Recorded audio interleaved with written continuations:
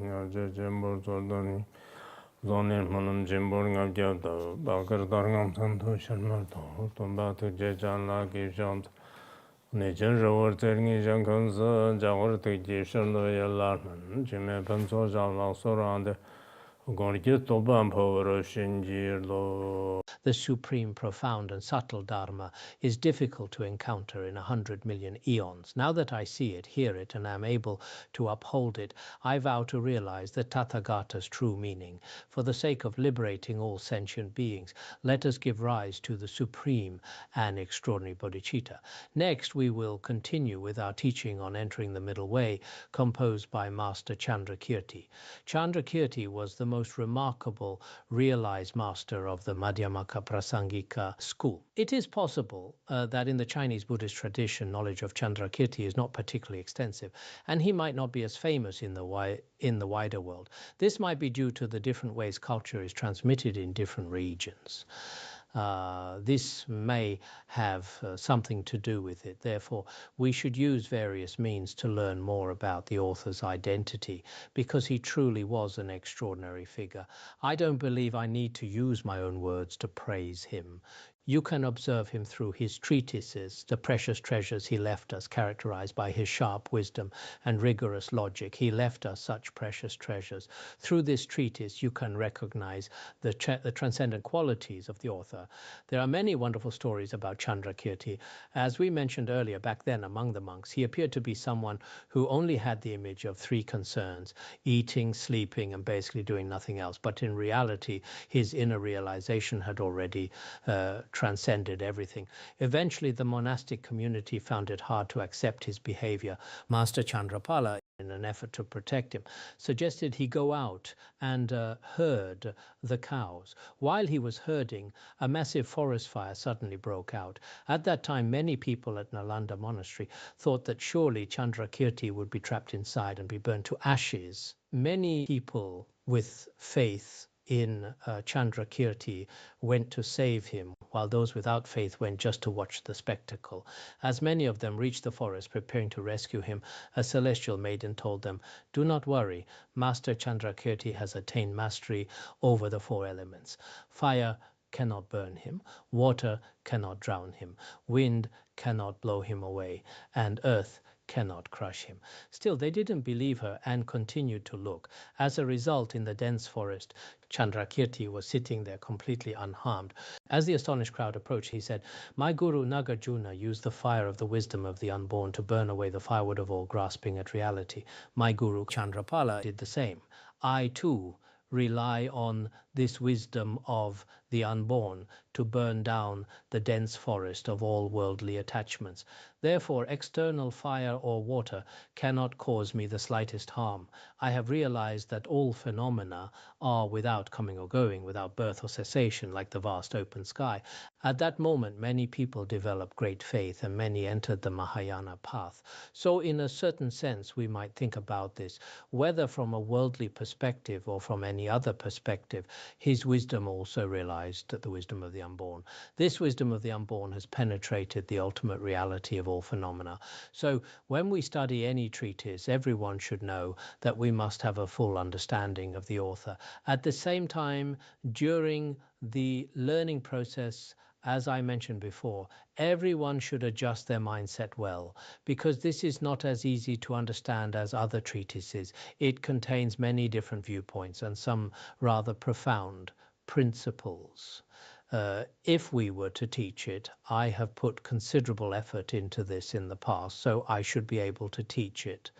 However, there are many brilliant debates within the Tibetan Buddhist tradition that for many modern people, I don't know if they would be beneficial. So we will try to minimize the debate portions and focus as much as possible on explaining the literal meaning to everyone.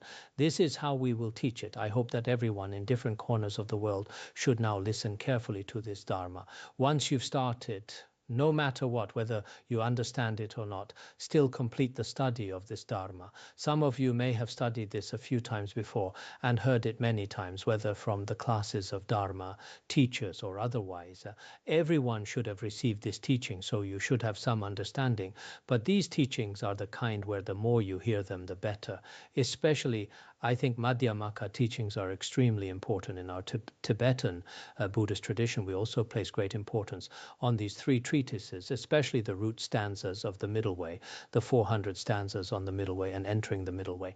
For those who study Madhyamaka, these are the minimum treatises that must be studied well. Therefore, this time I don't want to be too extensive or too brief. I'll simply give everyone some explanations from the literal meaning. During the explanation process, everyone should also study very seriously. In terms of the outline of this treatise, we have already discussed before. The purpose of composing the treatise begins with the homage. The homage is divided into a general discussion of the causes of a bodhisattva and specific praises for great compassion. Under great compassion, it is further divided into general praise of great compassion and specific praise of great compassion, praising great compassion without distinction and praising great compassion with distinction. These are two aspects. We have already introduced the general praise of great compassion or the causes of a bodhisattva. These two verses have already been introduced. Today we will begin to discuss with everyone the specific praises within the specific praise of great compassion, praising compassion directed towards sentient beings and compassion directed toward phenomena, as well as non-referential compassion, these three aspects. The specific praise of great compassion is divided into these. So its outline is very, very meaningful. If you study Entering the Middle Way in detail, it contains especially profound teachings. So today, let me discuss with everyone that great compassion has three types: compassion directed towards sentient beings, compassion directed toward phenomena, and non-referential compassion. This sounds relatively simple, but when studying it, there is some complexity within. So during your study process, you must carefully distinguish these three types of great compassion. So first we will discuss praising compassion directed towards sentient beings. The verse says, firstly with the thought of I, they cling to self, then with mine, they grow attached to things. Like buckets on a water wheel, they turn without control. I bow to the compassion that cares for such suffering beings. This is Master Chandrakirti's original verse. To explain the literal meaning, when I composed this treatise, at the very beginning of composing Entering the Middle Way, initially sentient beings conceive I and cling to a self. This is called the view of the transitory collection, or the view of the perishable aggregates. Our self-grasping then emerges. We speak of I. We say this ourselves, and in our minds we also believe this is the self, grasping at the five aggregates.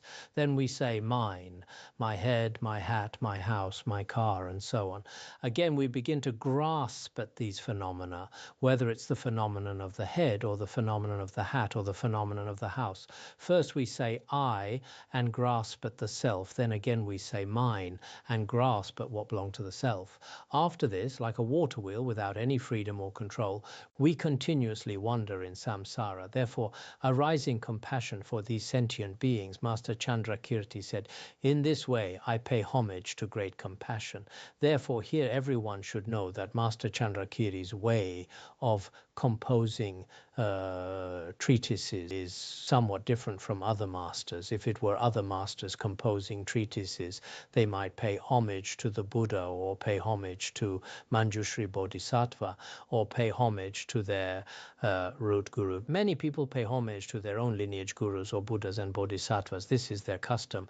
But Master Chandrakirti did not pay homage to these. Before composing his treatise, he first paid homage to great compassion and also praised great compassion, first speaking of the three causes of the sons of the Buddha, and so on. This method of composing treatises, this style of composition, is quite special.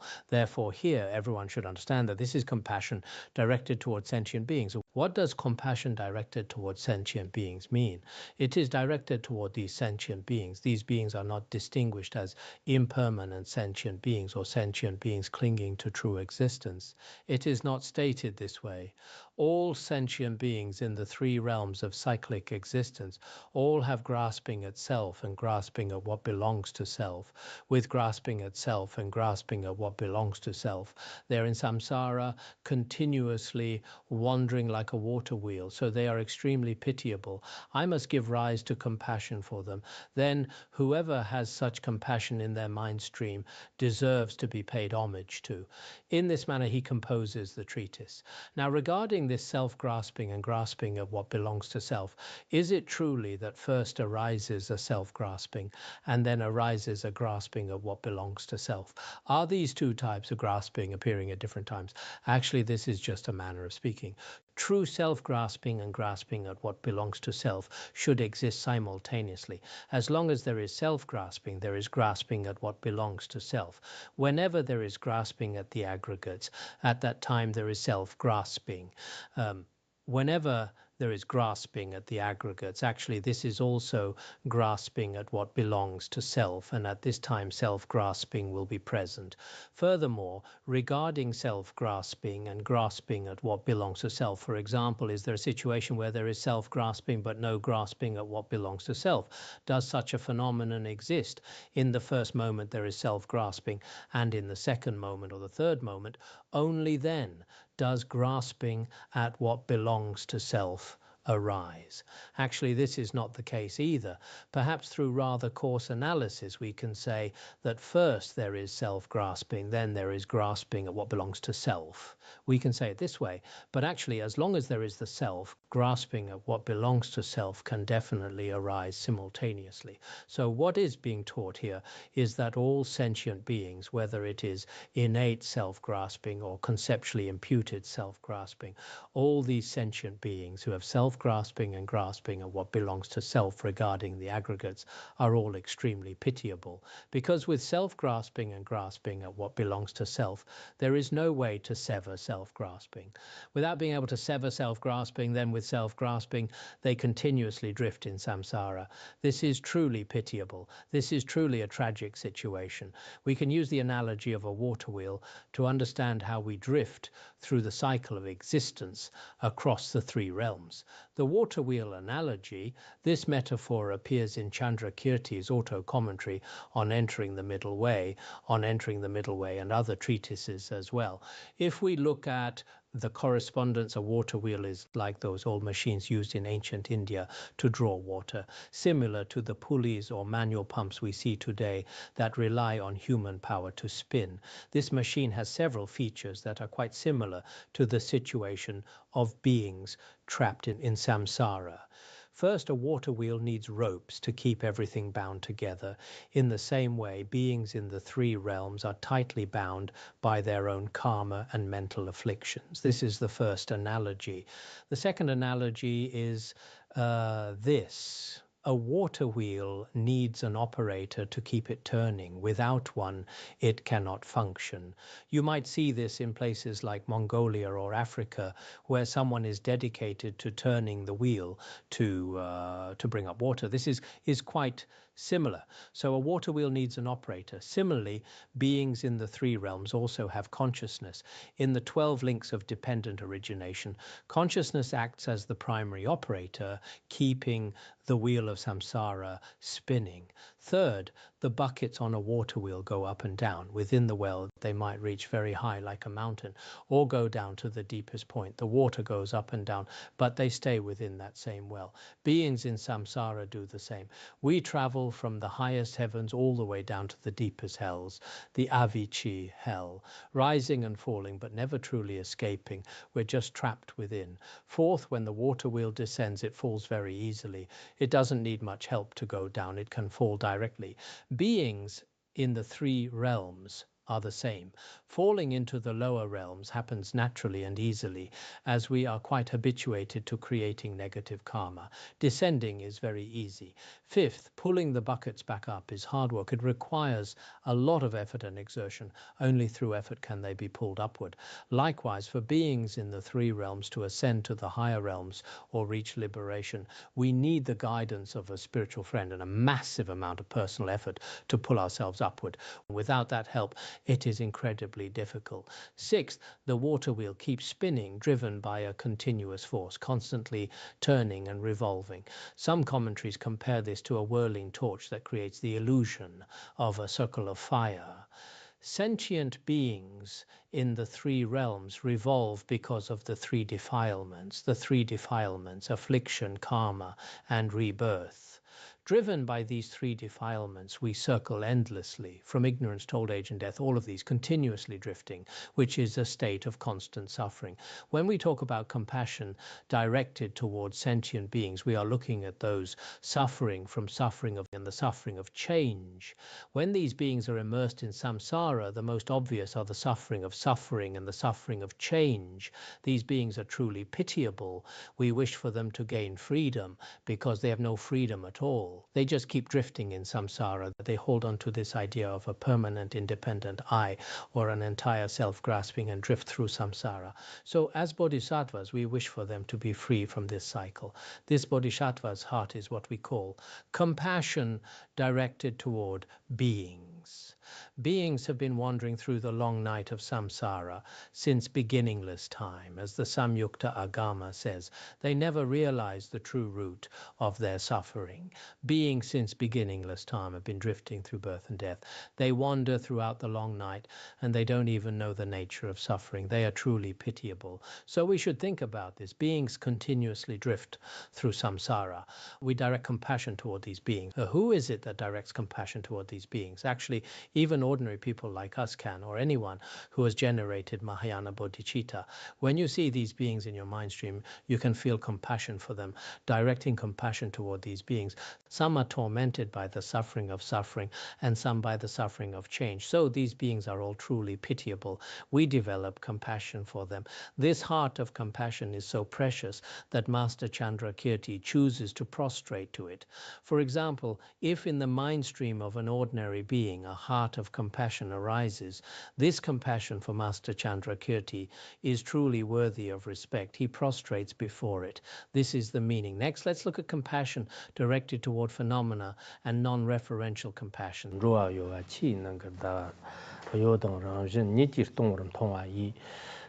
Sentient beings are like reflections of the moon in rippling water, seeing them as fleeting and as devoid of intrinsic nature. We just finished discussing compassion directed toward sentient beings. Now we will discuss compassion directed toward phenomena and non-referential compassion. The verse says, sentient beings are like reflections of the moon in rippling water. This mainly refers to compassion directed toward phenomena, seeing them as shifting while actually being empty by nature. Their essence is empty. This is called non-referential compassion. So what does this mean? When we see these beings, this might be a bit deeper, because generally speaking, compassion directed towards sentient beings that we discussed earlier can be generated in the mind stream of ordinary people. We see that these beings are very pitiable. Compassion directed toward phenomena, generally speaking, is usually felt by arhats or realized practitioners because they see that these beings are changing from moment to moment. They don't grasp at permanence. So compassion directed toward phenomena generally exists in the mind stream of those on the path of learning among noble beings. So what does this mean? Actually, when we look at beings, each being seems to be living quite happily, but the winds of karma are constantly stirring them. Or the waters of conceptual thought, or the waters of ignorance in which the moon's reflection is shifting. When the moon's reflection shifts, we can say it's the winds of karma or the winds of discursive thought that cause the motion. What this means is we can see a moon on water. When we see the moon on water, the moon is constantly shifting, whether from the perspective of the moon's reflection itself or from the perspective of the water it depends on. There is no stability. It is all shifting. It is impermanent, shifting moment to moment. It cannot be permanent and shifting at the same time. The mental state in one moment compared to the next moment's entire mental state is completely different. This kind of shifting, beings themselves don't even realize it. Therefore, all that is shifting, impermanent and unstable, these beings are very pitiable. This generally falls under the suffering of conditioning among the three types of suffering, because previously we had the suffering of suffering and the suffering of change. This one is mainly the all-pervasive suffering. So just like a moon's reflection, constantly shifting, these beings are very pitiable. When we see these beings from a broad perspective, spring, summer, autumn, winter, from youth to old age, constantly in motion, from a subtle perspective, also shifting moment to moment. So using the moon on water as an analogy is not an exaggeration at all. Therefore, these beings are very pitiable. We can make this analogy. This is one aspect. Then the second aspect is non-referential compassion. Non-referential compassion is also the same. These beings are also very pitiable. Why? They are also like the moon on water. But if the moon on water is shifting while it's shifting, the moon on water's own essence is not established. It is empty. This moon on water can serve as an analogy for compassion directed toward phenomena, and also as an analogy for non-referential compassion. Compassion directed toward phenomena uses the process of shifting as the analogy from the angle of shifting. Non-referential compassion also uses the moon on water. The moon on water appears but has no inherent nature. From this perspective, as the great treatise on the perfection of wisdom says, although all things are impermanent, beings suffer because they are so attached to them. All phenomena are impermanent, yet beings are attached. And because of attachment, suffering arises. But beings don't know this. Although they themselves are impermanent, they always think they are permanent. So they are very pitiable. We should think this way. Regarding compassion directed toward phenomena and non-referential compassion, we should think from this perspective.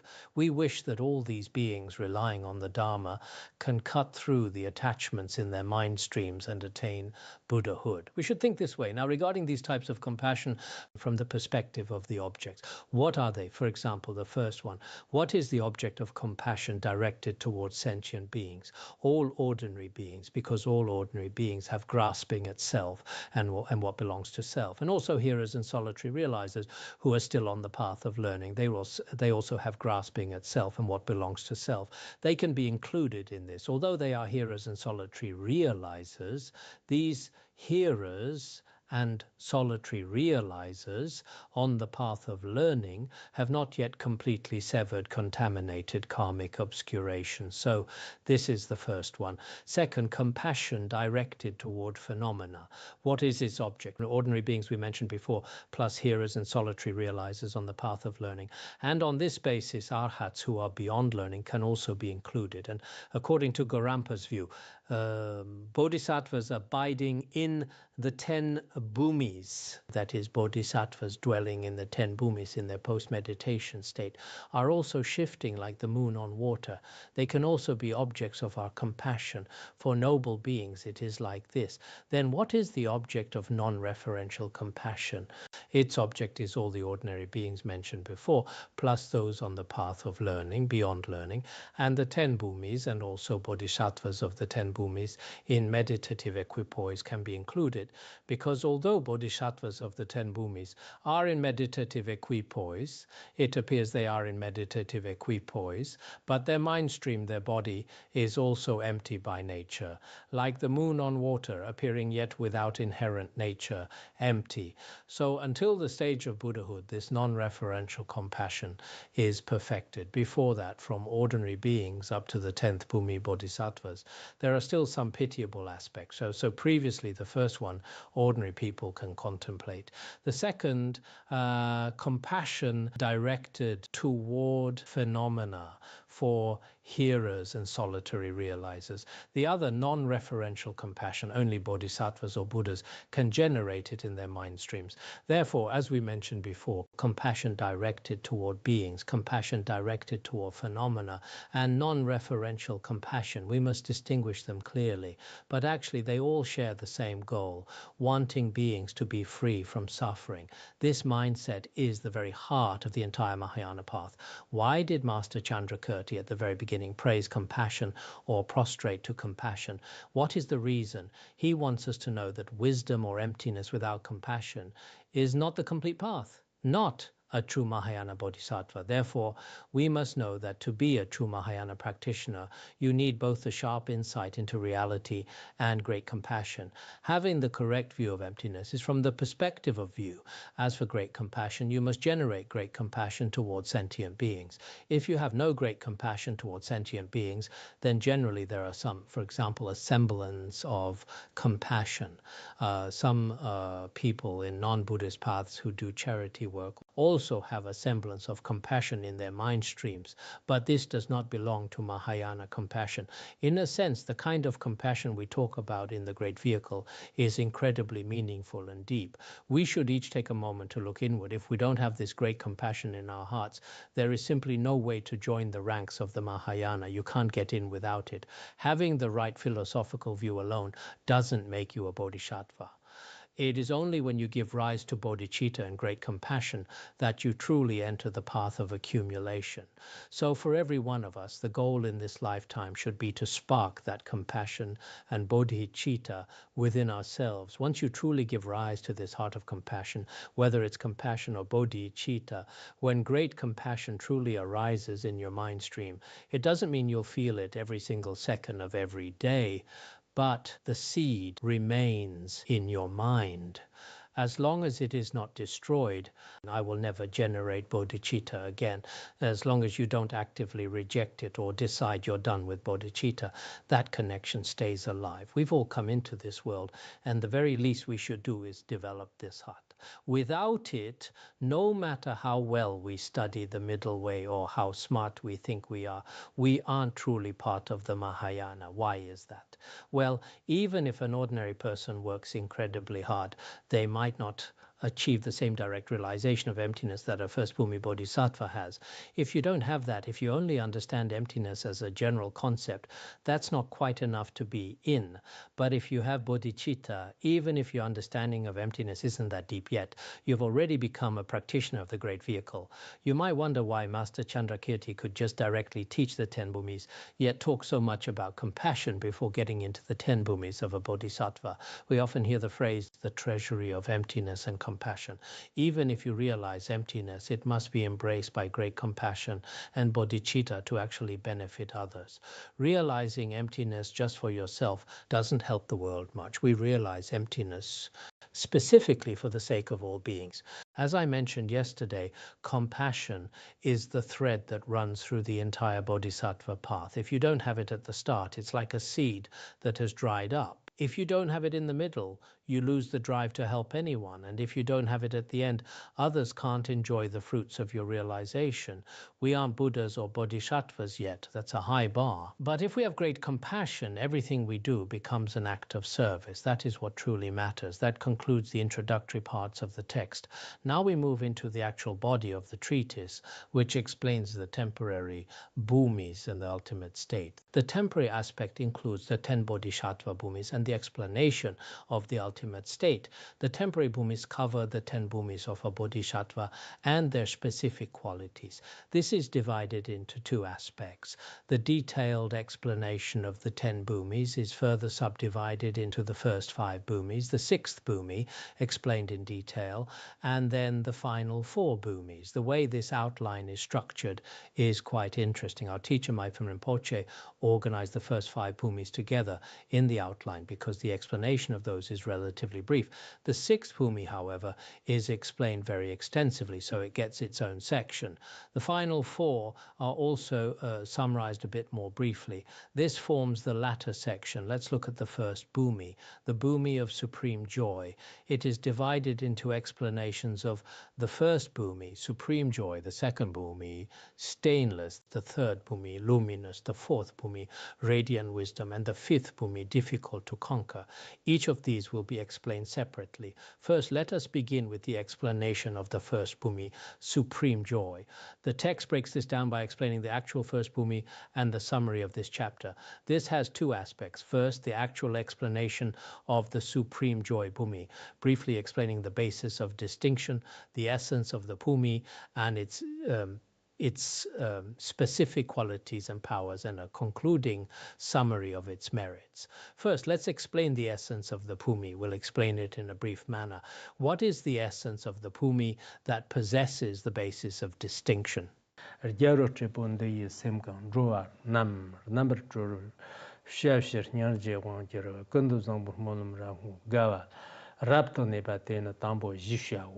verse says, the Bodhisattva's mind falls under compassion's sway, yearning to set free every transmigrating being. Through intense dedication with Samantabhadra's prayers, he abides in perfect joy. This is called the first Bhumi. Why is this called the First-Bhumi Bodhisattva? What are the characteristics of a First-Bhumi Bodhisattva, a child of the Buddhas? A First-Bhumi Bodhisattva, their mind, their wisdom towards sentient beings, their wisdom sees the true nature of beings as empty. This mainly refers to the wisdom of a First-Bhumi Bodhisattva. The wisdom of a First-Bhumi Bodhisattva illuminates all beings, seeing none have true existence. Their essence is entirely empty. To liberate them for the sake of these beings, though their essence is empty, they themselves don't know this. They need to be guided. So the Bodhisattva's mind is constantly moved by compassion. It's a perfect union of wisdom and compassion. This is the very essence of the Bhumi. What is the wisdom and mental state of a first Bhumi Bodhisattva? It is just like this. What other characteristics does a first Bhumi Bodhisattva have? They possess the great vows of Samantabhadra. While there are countless vows a Bodhisattva takes, they can all be summed up in 10 great vows. The 10 great vows, the King of Aspiration prayers that we often recite, this King of Aspiration prayers truly manifests when one reaches the first Bhumi. We ordinary beings recite it every day, the prayers of the King of Aspiration prayers. But it is truly at the first Bhumi when they can be attained and actualized. Therefore, the great vows of Samantabhadra at that time can be excellently dedicated. They abide in such a state. This is called the ground of joy, the supreme joy, Bhumi. And why is it called supreme joy? A first Bhumi Bodhisattva, throughout one incalculable eon, diligently accumulates merit and purifies obscurations. After one incalculable eon, the moment they attain the first Bhumi, they experience immense joy. The reason for joy is the ability to benefit beings. It's not, I'm so happy, I'm enjoying myself. It's not like that. So in terms of the literal meaning here, a first Bhumi Bodhisattva experiences immense joy. When we talk about these Bhumi, the actual essence of the Bhumi, it is a state beyond conceptual elaboration. There is nothing to divide. However, when bodhisattvas are in the post-meditation state, their qualities differ. This is because the ground acts as the foundation where all good qualities grow. Just like plants and trees grow from the earth, here ground refers to the support for qualities. It is called this from that perspective, while the ultimate nature of these bhumis is the same. There are no real differences. However, in the post-meditation state, for example, the increase in the number of their qualities, the purification of obscurations, and the attainment of increasing excellence in the 10 paramitas and so on. Each bhumi has different distinctions. Therefore, from the perspective of ultimate reality, as the Sutra of the 10 Bhumis says, these bhumis are like the tracks of a bird in the sky. There are no divisions. For the wise, they are inexpressible. But in the world of appearances, there are distinctions among the 10 bodhisattva bhumis.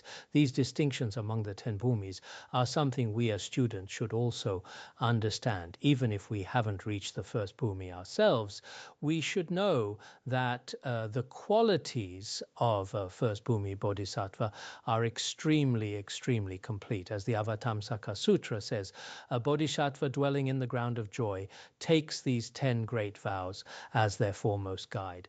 Therefore, the main purpose of our reciting the King of Aspiration prayers, or making aspirations through the King of Aspiration prayers, is so that one day the 10 great vows of Samantabhadra can truly manifest in us. So what we're focusing on here is the true nature of a first Bhumi Bodhisattva. What exactly is this Bhumi or ground? It's the different qualities that each Bodhisattva possesses. Well, while Bodhisattvas are in deep meditative equipoise there are no divisions to speak of. But when they come out of meditation, different bhumis of merit and qualities appear. There's different support. This vessel, we call it bhumi. So from the first to the 10th bhumi, whether it's the learner's bhumis or after the 10th bhumi, the bhumi of no more learning or Buddhahood, we use this terminology throughout. If you're new to Buddhism, some of these technical terms might seem a bit confusing. Some things are very simple, or in terms of basic Buddhist knowledge, they're actually quite straightforward, but perhaps some people don't understand them. Whether we are studying the middle way or the adornment of clear realization, it's vital to get these concepts clear from the start. That way, in the entire learning process ahead, you won't need to take a plane. You'll actually know how to study on your own. This is very important. This is what we've explained about the essence of the First-Bhumi Bodhisattva. What we just covered was brief. Now we'll elaborate.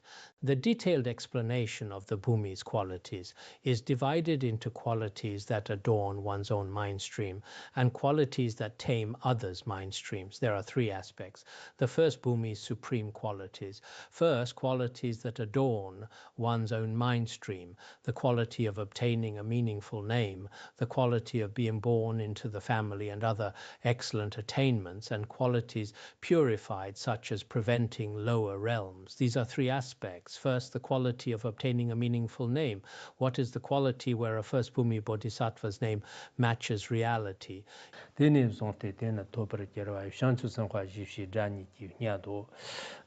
verse it says this: from that point on, having attained this Bhumi, he is hailed by the name Bodhisattva alone. We just discussed attaining the first Bhumi Bodhisattva. From then on, after attaining the first Bhumi, because they have such wisdom, because they have such a Bodhisattva's mind, what do we exclusively call them? The name of a first Bhumi Bodhisattva. As we've discussed before, the name Bodhisattva can be used in two ways, based on action or based on insight.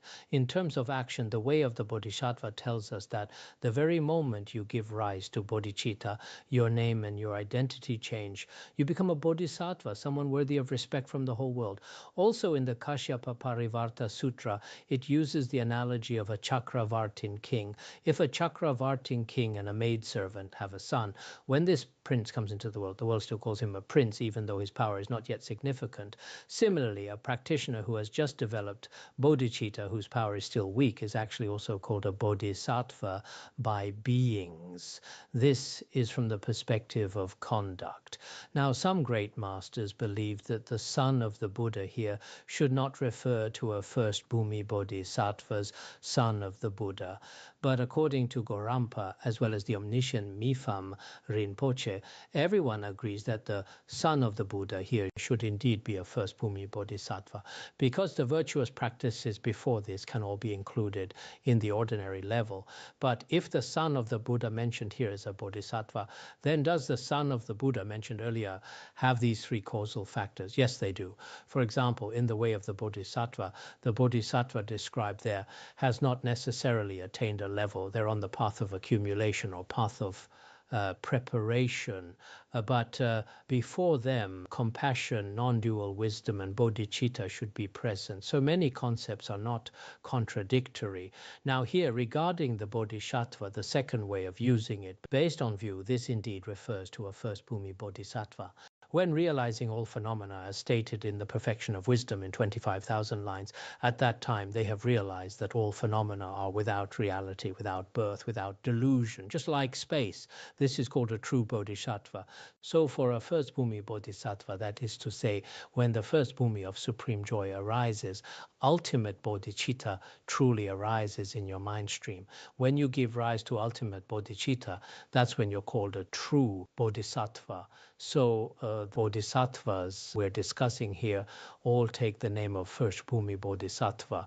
Of course, regarding this principle, masters like Rendawa, teacher of Tsongkhapa, as well as Shangchupa of the Sakya school and Tsongkhapa himself, they called these ultimate bodhisattvas. Later, Gorampa of the Sakya school said that the term ultimate bodhisattva might be splitting hairs. Ultimate bodhisattva is not reasonable. It should be ultimate mind of awakening, because an ultimate bodhisattva cannot be found. For example, we can say conventional bodhisattva because there are some on the conventional bhumi, but the ultimate is not like the conventional. It's in its inexpressible. So we shouldn't say ultimate bodhisattva according to the scriptural authority of the Ratnameka Sutra, saying ultimate bodhisattva is not reasonable. There's also this view, but I think either is fine, and the difference probably isn't very great. In any case, the First-Bhumi Bodhisattva mentioned here, the causes for this First-Bhumi Bodhisattva should be the three factors mentioned earlier, namely great compassion, non-dual wisdom, and bodhicitta. These are the causes for an ultimate bodhisattva, or the causes for a First-Bhumi Bodhisattva. Also, as mentioned in the Uttara Tantra Shastra, relying on the seed of faith and understanding, the mother of prajna, the womb of concentration, and the wetness of great compassion. Through these four causes, a son of the Buddha is produced. Do these contradict each other? Actually, they don't, because here we speak of producing a son of the Buddha through three factors, while in the Uttara Tantra Shastra and the ornament of the Mahāyāna Sutras, it's also said this way, producing a son of the Buddha through four factors. Actually, this is not contradictory because many of them are the same. For example, among the three factors, great compassion and non-dual wisdom, the great compassion and mother of prajna mentioned here are all the same. So in these respects, there's no major difference. The essential meaning should be the same without major differences. Then next, obtaining the quality of being born into the family and other excellent attainments. This is divided into five aspects: family quality, quality of what is abandoned, quality of what is realized, power quality, and superior quality, five aspects. First is the family quality. He is born into the lineage of the Tathagatas as well, because when attaining the first Bhumi, he is born into the family of Shakyamuni Buddha, the Tathagata. He is truly born into the Tathagata's family. Now, isn't it stated in the Way of the Bodhisattva in the Arousing Mind passage, we recite daily that today I am born into the Tathagata's family. When conduct-based bodhicitta arises, are they also born into the Tathagata's family? We can say this as well, but the true Tathagata family attaining the first Bhumi, why? After attaining the first Bhumi, you never turn back. Moreover, having realized the first Bhumi, the Dharma nature realized is non-dual. This truly makes one a prince of the Buddha, that is to say, a son of the Buddha, a true son of the Buddha. So if a true son of the Buddha comes into this world, for example, within a family, when a true son is born, only then can they have the authority of the family. So being born into the Tathagata's family as a First Bhumi Bodhisattva is also quite reasonable. What was said before is also acceptable, but it's not quite that stable, because after all, on the path of accumulation and path of preparation, it's not as stable as a First Bhumi Bodhisattva. Although when attaining the path of preparation at the forbearance Bhumi, there's no turning back. But compared to a First Bhumi Bodhisattva, it's not as stable. So truly being born into the Tathagata's family is as a First Bhumi Bodhisattva. Next, we explain the quality of what is abandoned. He has utterly purged the three binding factors. When attaining the first Bhumi, he has utterly purged what is to be abandoned, the abandonments of the path of seeing. Actually, the abandonments of the path of seeing are discussed extensively in the Abhidharma Kosha and also in the Mahāyāna Abhidharma. There are various different approaches, including when discussing abandonments at seeing, first relating to the desire realm, then the form realm, then the formless realm. It's sequential, including the Four Noble Truths, suffering, origin, cessation, and path. How are they abandoned one by one? Some say they can be abandoned in a single moment. Some say they're abandoned relating to the different three realms. There are various different views, but in the end it's explained very clearly here. Among all these obstacles at the time of attaining the path of seeing, among the various kinds of obstacles, these three are the most important. When a bodhisattva truly attains the first Bhumi, they attain realization of the selflessness of persons and the selflessness of phenomena. This will also be discussed specifically later at the sixth bhumi. At this time, three fetters are severed. One is the view of transitory collection, satkayadristi, as well as a doubt and the view of reliance on rules and vows, shilavrata paramarsha. Why these three? Actually, there are many more, including, as mentioned in the commentary to the Udana Sutra, doubt is what's abandoned on the path of seeing. But during the path of meditation, there's also abandoning of doubt. During the process of cultivation, there's often doubt. Why is this? The commentary says that actually during the path of meditation, there's also doubt. But this refers to more subtle, habitual tendencies. On the path of seeing, it's primarily about this. Therefore, the three abandonments of seeing here, actually there are many more, including, as discussed in the Abhidharmakasha, the 10 root afflictions, of which 5 are afflictive views and 5 are non-view afflictions: desire, anger, ignorance, pride, and doubt. Among these, some are included here, some are not. In any case, there are many more. It is just like in a worldly battle. If you take down the general of the enemy army, the smaller ranks will naturally fall apart. The entire opposition will collapse. In the same way, among all the obstacles to reaching the first bhumi of a bodhisattva, these three binding factors are the most severe. The first is the view of the transitory collection, which we all know as view of the perishable aggregates, the ego or self-grasping. It is that constant attachment to our own physical and mental aggregates, thinking this is me, this is I, this is mine. You have to cut through this to reach the first bhumi. If you don't, you simply won't enter the path. A person with intense self-grasping won't want to liberate themselves or seek the path of emptiness. They just won't lean in that direction. So it has to go. The second is doubt. If you are skeptical about your own practice, you will be half-hearted. It is like wanting to go to Lhasa. First, you have to actually want to go, otherwise you won't be willing to. And second, you have to be free of doubt. If you are constantly second-guessing the journey, you probably won't make it. That is why a bodhisattva on the path of seeing must clear away all doubt. The third is the view of reliance on rules and vows. This usually refers to certain non-Buddhist practices, like believing that sitting by 5 fires or relying on various non-causal practices, such as observing the cow vow, will lead to spiritual results. These are mistaken paths. If you hold on to the idea that these irrelevant actions are the cause of liberation, you're moving in the opposite direction of the truth.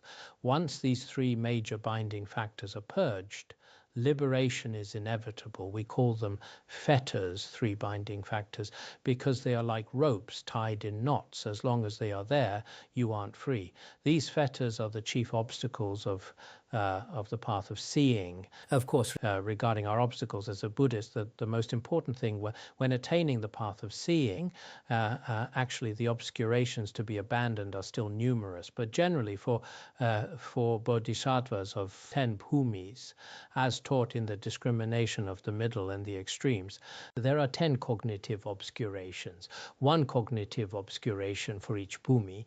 This is how it is analyzed. According to the explanation in the commentary on the adornment of the middle way, these obstacles in essence are actually the afflictive obsessions and the cognitive obsessions. What are the afflictive obsessions like? They are obstacles arising from the clinging to a self of persons. They directly obstruct the path to liberation. What is their nature? Just as it is explained in the Uttara Tantra Shastra, obstacles such as stinginess and so on, these are called afflictive obscurations. Cognitive obscurations are obstacles arising from the clinging to the reality of phenomena. They obstruct the omniscient state of Buddhahood. Then, as explained in the Uttara Tantra Shastra, their nature consists of the conceptual thoughts of the 3 wheels. Remember, in the adornment of the middle way, when discussing these afflictive and cognitive obscurations, their causes, their functions, and their nature, as I just mentioned, the cause is arising from the reliance on the self of persons and the self of phenomena. Then regarding their functions, one is the obstruction of liberation, and the other is the obstruction of the omniscient state of Buddhahood. Then as for their nature, one is the obstacle of stinginess and so forth, and the other is the grasping at the 3 wheels. Therefore, these obstacles in in the final analysis can veil our Buddha nature. So as a Buddhist, one should try every possible way to abandon the afflictive and cognitive obscurations. Of course, these two obscurations, actually, they are very subtle obstacles. When we studied in the past, including the debate between Mifam Rinpoche and Dagha Geshe, there is a work called The Sun of Response to Debates. In this, the viewpoints of many masters of the New Translation School are explained very clearly. Actually, for those who study logic and debate or specialize in the divergent views of the old and new schools, these few polemical treatises by Mifam Rinpoche, they are truly fascinating once you master them.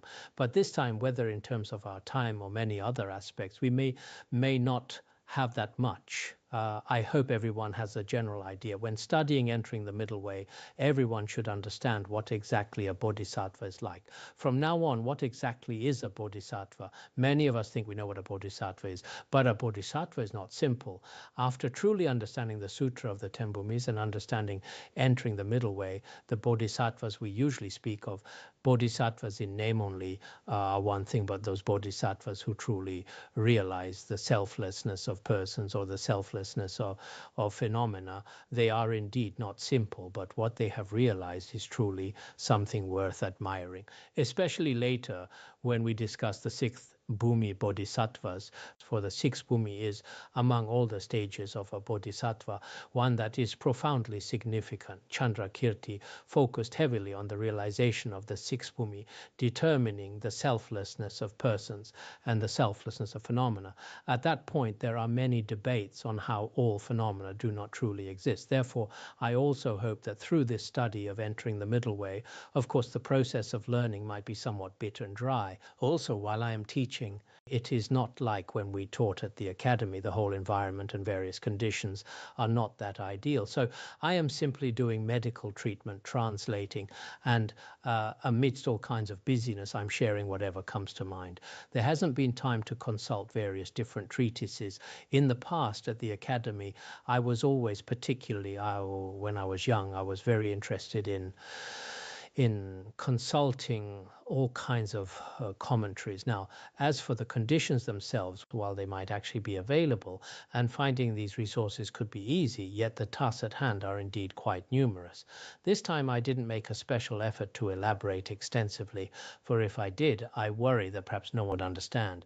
You see, many people nowadays are busy with this or that, so are there really those who are truly studying, especially since our current circumstances lacking the conducive conditions we had before?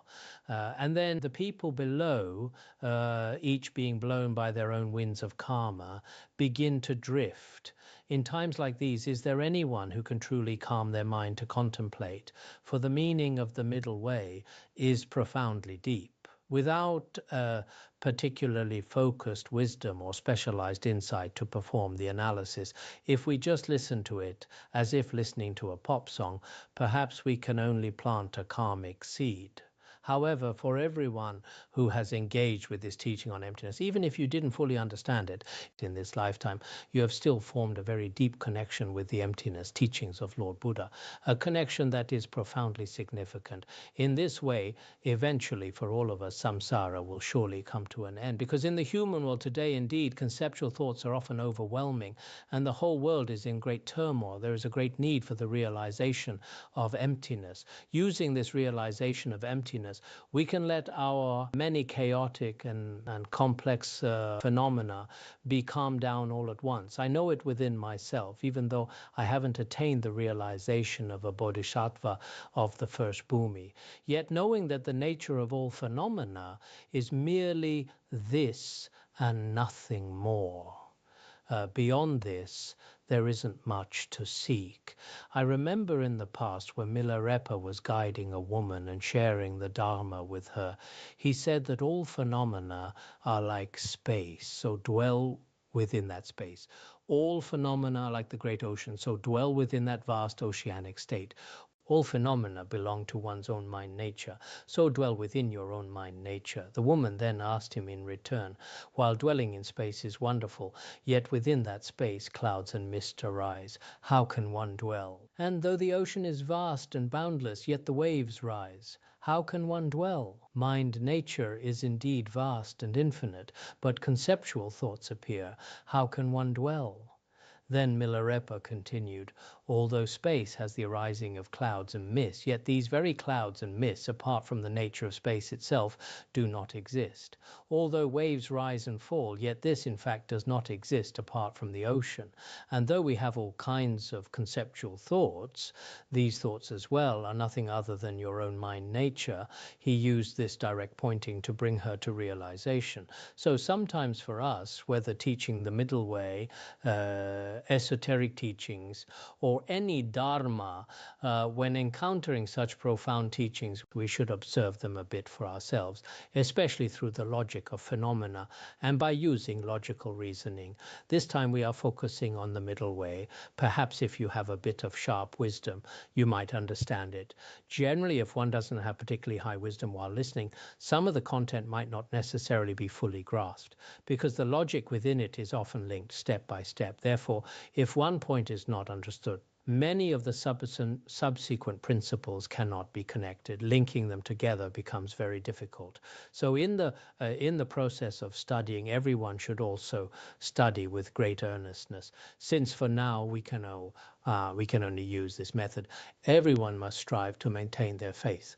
At this time, try your very best not to let your own connection be severed. If you are not careful and vigilant, many things might become quite regrettable in the future. This aspiration of ours is received in different ways at different times. You must learn to adapt to this for yourself. If you possess wisdom, then essentially nothing has changed. But if you lack wisdom, once the conditions of things change, your practice and your study will all be greatly affected. So we are now also using this method to share the meaning of prajna emptiness with you all. I hope everyone can receive the benefit. We will stop here for today.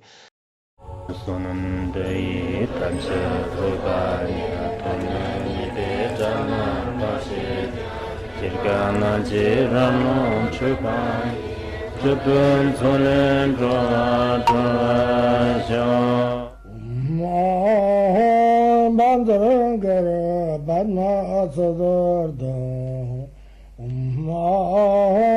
Bandharangara Badna Sada Bandharangara Badna Sadarda